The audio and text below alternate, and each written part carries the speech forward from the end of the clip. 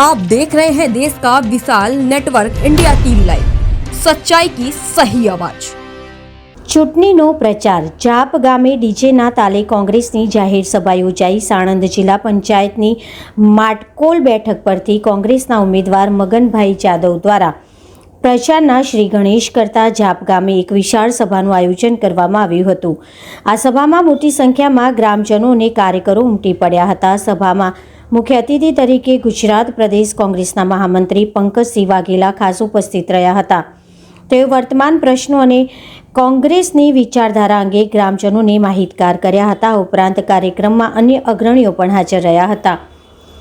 અર્જનભાઈ માખિયાઓ તાલુકા બેઠકના ઉમેદવાર કાંતિભાઈ કો પટેલ, સાણંદ કોંગ્રેસ પ્રમુખ નીરુભાઈ રાજપૂત, સાણંદ તાલુકા સદસ્ય, સ્થાનિક અગ્રણી હાજર રહ્યા હતા। ઉમેદવાર મગનભાઈ જાદવે ગ્રામજનોના આશીર્વાદ લીધા હતા અને વિસ્તારના વિકાસ માટે કટિબદ્ધતા વ્યક્ત કરી હતી। સ્થાનિક નેતાઓએ એકસૂત્રતા સાથે કોંગ્રેસને વિજયી બનાવવા માટે આહવાન કર્યું હતું। રિપોર્ટર ભરતસિંહ, સાણંદ।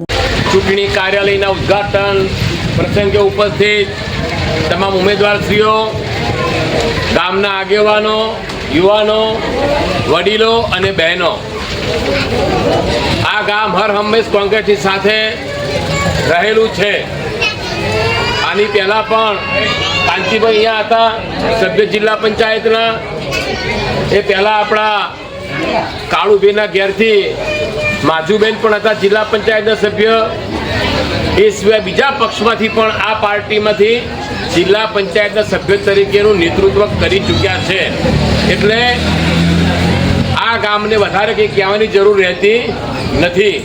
સંજોગો વસાત કાયદા મુજબ આ સીટ અનામત આવતા આ સીટના ઉમેદવાર તરીકે રૂપાવટી ગામના મગનભાઈ જાદવ, કે જો કોંગ્રેસ માટે હર હંમેશ તૈયાર હોય છે, આપ સૌની સેવા માટે હંમેશા સાથે રહેશે, એવા જ આ ગામના આપણા વસંતબેન, એમના પણ દીકરા વકીલને બધું છે, એટલે બીજા જે કામો હશે એટલે આપણે એમાં ખૂબ જ સરળતા રહેશે। અને જાણ્યું છે કે આ ગામ આ વખતે એક થઈ ગયું છે, એટલે આ સીટને જીતવા માટે કોઈ ભલામણ કરવાની જરૂર નથી।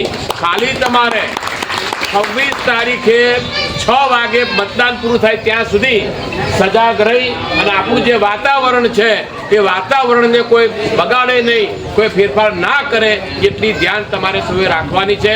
કોંગ્રેસ પક્ષ ગરીબોનો છે, જેમ વાત કરી અંકરે કે આપણે અત્યારે જે કોઈ આગળ હોઈએ, જમીનના માલિક હોઈએ, તો જમીનના માલિક આપણે કોણે બનાવ્યા? ઇન્દિરા ગાંધીએ। ઇન્દિરા ગાંધીએ ખેડૂતની જમીનના કાયદા હેઠળ તમામ નાના વર્ગના માણસોને જે મજૂરી કરતા હતા, લોકો માટે વેટ કરતા હતા, એ લોકોને જમીનના માલિક બનાવ્યા। એમને ખબર હતી કે આ કર્યા પછી હું સત્તા ઉપર નહીં રહું, આ દેશના મૂડીપતિઓ અને મોટા માણસો સત્તા પર નહીં રહેવા દે, એમને ખબર હોવા છતાં પણ એમણે આ ખેડૂતોનો હક આપ્યો અને સરવાળે ઇન્દિરા ગાંધીની હાર થઈ હતી।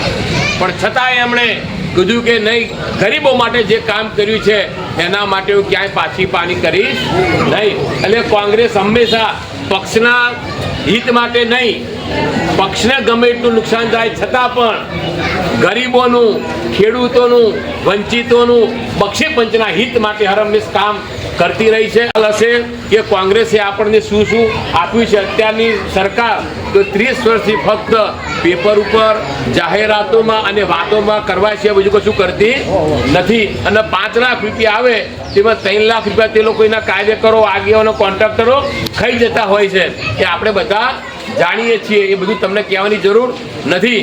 બસ આપણે 26 તારીખે સવારે મતદાન ચાલુ થાય તે મતદાન પૂરું થાય ત્યાં સુધી ગામના યુવાનો, વડીલો અને બહેનો સંપૂર્ણ મતદાન થાય, અને જ્યાં આપણું પૂર્ણ મતદાન હોય, ગામમાં જથ્થો મોટો હોય, એ ગામનું સંપૂર્ણ 90% મતદાન થાય તો આ સીટ આપણે જિલ્લા પંચાયતમાં પણ બહુ મોટી લીડથી जीती सकिए।